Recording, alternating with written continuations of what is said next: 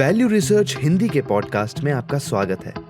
आप सुन रहे हैं फर्स्ट पेज कॉलम, जिसे धीरेन्द्र कुमार ने लिखा है। आरबीआई के नए नियमों को कबूलनामे की तरह पढ़िए। आरबीआई ने आपको साफ साफ बताया है कि बैंक किस तरह आपके हितों के खिलाफ काम करते हुए बिक्री कर रहे हैं। कोई रेगुलेटर किसी चीज पर रोक तभी लगाता है जब वह पहले से बड़े पैमाने पर हो रही हो। इसलिए जब भारतीय रिजर्व बैंक यानी आरबीआई अपने आधिकारिक निर्देश में कंफर्म शेमिंग जैसा शब्द इस्तेमाल करता है, तो समझ लीजिए कि यह चाल आम हो चुकी है। इस हफ्ते आरबीआई ने बैंकों के लिए वित्तीय उत्पादों को विज्ञापन, मार्केटिंग और बिक्री के तरीकों को लेकर नए नियम जारी किए हैं। नियमों के साथ एक लिस्ट भी दी गई है जिसमें ग्राहकों को फंसाने के 11 तरीकों का जिक्र है। जैसे ऐसा काउंटडाउन टाइमर जो सिर्फ आपको जल्दबाजी में फैसला लेने के लिए लगाया जाता है ताकि आप दूसरे विकल्प ना देख सकें। ऐसा टिक बॉक्स जो आपके पेज खोलने से पहले ही चुना हुआ हो, या फिर कैंसिल करने का विकल्प इतना छिपा दिया जाए कि बाहर निकलना अंदर आने से भी ज़्यादा मुश्किल हो जाए। इन तरीकों को डार्क पैटर्न कहा जाता है। ये शब्द वेबसाइट डिज़ाइनरों ने उन डिज़ाइनों और शब्दों के लिए बनाया था जिन्हें लोगों की मदद करने के बजाय उन्हें प्रभावित या गुमराह करने के लिए तैयार किया जाता है। इन्हें डार्क इसलिए कहा जाता है क्योंकि धोखा डिज़ाइन के अंदर ही छिपा होता है और ये चाल समझदार और लापरवाह दोनों तरह के लोगों पर काम कर जाती है। लेकिन असली बात यह नहीं है। आरबीआई के दस्तावेज में इन 11 चालों की लिस्ट सबसे महत्वपूर्ण हिस्सा नहीं है। असल दस्तावेज को दूसरी नज़र से पढ़ने की ज़रूरत है। इस बार हर रोक को एक कबूलनामे की तरह पढ़िए। हर नियम इस बात का संकेत है कि जिस गड़बड़ी पर रोक लगाई जा रही है वह पहले से ही हो रही थी। अगर आप दस्तावेज को इस नज़र से पढ़ेंगे तो पूरी तस्वीर साफ हो जाएगी। आरबीआई ने बैंकों के कर्मचारियों के लिए यह नियम बनाया है कि वे जिन बाहरी कंपनियों के उत्पाद बेचते हैं उनसे कोई इंसेंटिव नहीं ले सकते।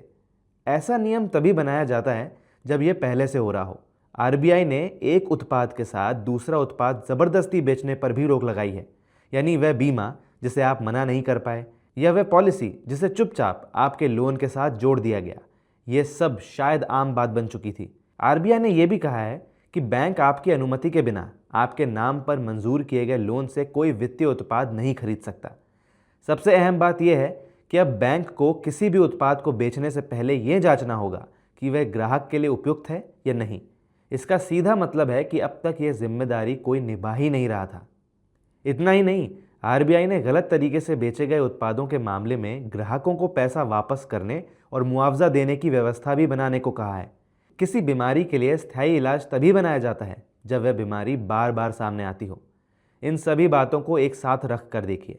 जिस संस्था पर आपने अपनी बचत का भरोसा किया वह कहीं ना कहीं कमीशन के आधार पर चलने वाली दुकान की तरह काम कर रही थी।